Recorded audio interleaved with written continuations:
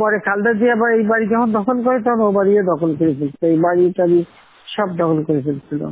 হেফাজতের একটা ধরছে, এটা খুব ভালো, এটা দিয়ে একটা জাতা দেওয়া দেওয়া হোক। স্বাধীনতার পর 6টা মাসও সবাই যায় নাই, একটা যুদ্ধ বিধ্বস্ত দেশ একটা প্রদেশের রাষ্ট্র বানাচ্ছে, তার মধ্যে সমালোচনা লেখা শুরু হয়ে গেল আমার বাবা। তাহলে কি আশা করো? আমি কিছু আশা করি না।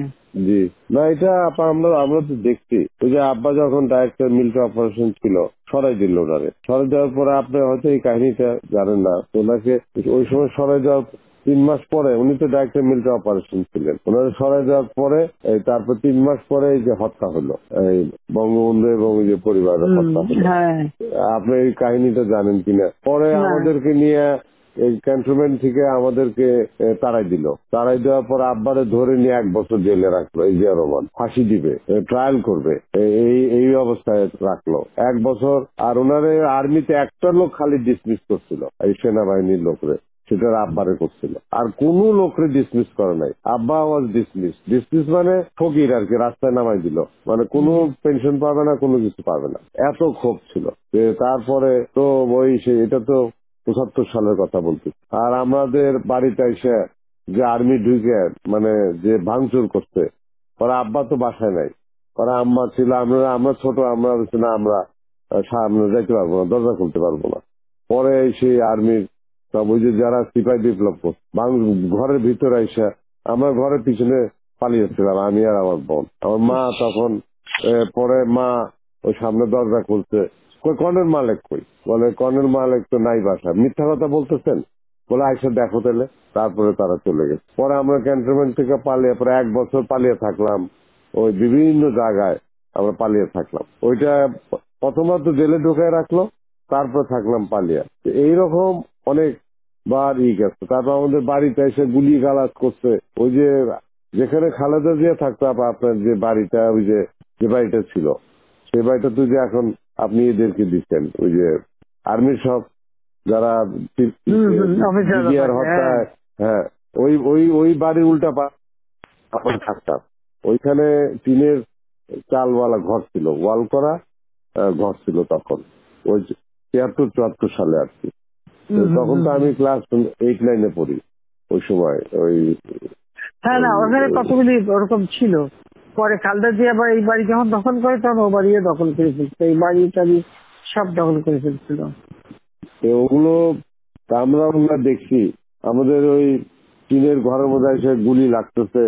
ওই 75 যখন ওই যে সিপাহী বিপ্লবটা, এখানে সিপাহী বিপ্লব তো কারা করছে আপনি জানেন? এই যে যারা এই যে জিয়া রহমান যার পর ফাঁসি দিল, কি নাম ওর, কর্নেল তাহের। কিন্তু এই কিন্তু সিপাহী বিপ্লবরা করছে, জাসদের লোকেরা এইসব করছে অনেক কিছুতে। তারা তো আবার আমাদের সাথে আছে, এরা তো জাসদের লোকেরাও এইসব মধ্যে ছিল। আমরা তো দেখতে পাই না ওই সময় তাদের ভিতরে কাহিনীগুলো। জাসদের তোমার বিপ্লবী নেতা তোমার ওই যে আমাদের কাপালি সিরাজ আলম খান থেকে শুরু করে সব মিলে তারাই তো সব বড় বড়। ওই যে যারা ফাঁসি দিল, ওই কিন্তু জিয়া রহমানকে যে অ্যারেস্ট করছিল, ওই যে খালেদ মোশাররফ, তখন তো বাইর করছে তো তাহের, এবং আর্মির বিপ্লব ঘটাইছে, ইটি করছে, সিপাহী ভাই বা অফিসারদের অফিসে, এগুলো তো তাহেরই করছে। তাহের জিয়ারে বাইর করে তাদের রাষ্ট্রপতি হওয়ার সুযোগ করে দিচ্ছে, তাহের সে ফাঁসি দিচ্ছে। একদম জিয়া রহমান তো তার মানে কাজ হয়ে গেলে তার উড়াই দাও।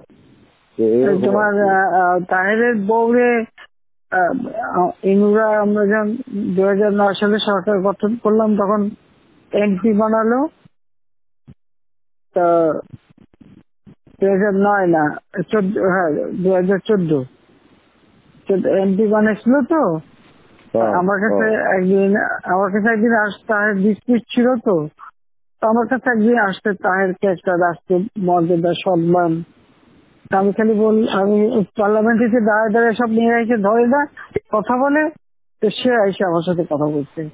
আমি খালি বললাম, শোনে আপনি স্পেশাল এমপি হচ্ছেন, ঠিক আছে, কিন্তু আমি তো ভুলে যাই কিভাবে যে আমার বাপের হত্যার সাথে আপনার স্বামী জড়িত, আমার পুরো পরিবারের সাথে, এবং জিয়া রহমান নিয়ে ক্ষমতায় বসাচ্ছে। হ্যাঁ, জিয়া তারে ফাঁসি দিচ্ছে, তাকে আমার ভালো হাত বলছেন। থেকে আমি বলছি, তাকে আমার হাত দিয়ে আমি কি করে সম্মান দিই? মানে এরা তো পুরোপুরি জড়িত। একেবারে চুপ হয়ে আসতে চলে গেল, আর কোনোদিন আমার সঙ্গে কথা বলতে আসে।